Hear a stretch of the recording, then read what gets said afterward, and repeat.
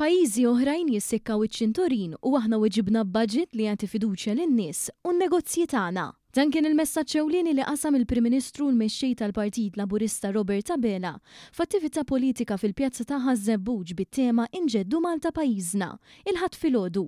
F'merħba sabiħa li ngħata miż-Żebbuġin, il-Prim Ministru sostna kif iridu nkomplu nagħtu s-saħħa lill-komunitajiet tagħna. Hawnhekk aċċenna li dan il-pajjiż għandu jibqa' tal-Maltin u tal-Awċin. Minkejja li pajjiżi barranin kollha kemm huma qegħdin jissikkaw iċ-ċinturin, pajjiżi barranin jimbuttaw il-qudiem il-politika ta' austerità. Il-Gvern tar-Renju Unit iżid 40 biljun sterlina f'taxxi. Aħna iwieġbu budget illi jkollu l-akbar tax cut fl-istorja, żied oħra fil-pensjonijiet, żieda t-tieni sena konsekuttiva ta' 250 euro għal kull wild fi Children's Allowance.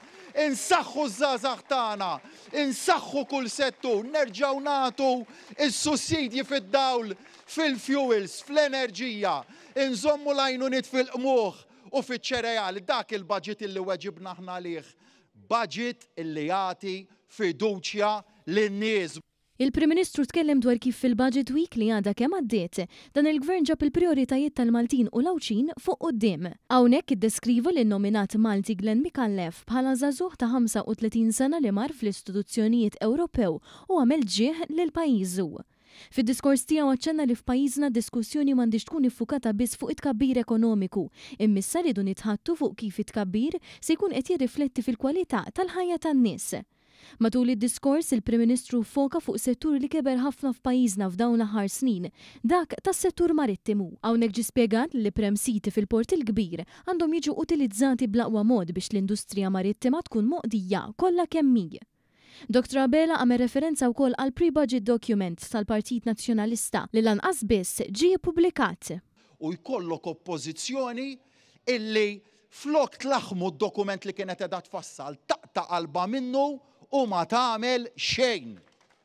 Immaġinaw kieku kellhom ikunu fil-Gvern, jibdew ifasslu l-budget, jaqtaw qalbhom minnu u ma jagħmlux budget. Dik hija r-realtà illi qiegħda toffri l-oppożizzjoni li qed tipproponi lilha nnifisha bħala gvern alternattiv. Il-Prim Ministru fakkar kif il-ġimgħa d-dieħla l-Parlament se jkun qed jiddiskuti l-miżura tal-Labour Migration Policy li tindirizza s-suq tax-xogħol biex f'pajjiżna jitlu biss ħaddiema għal bżonn.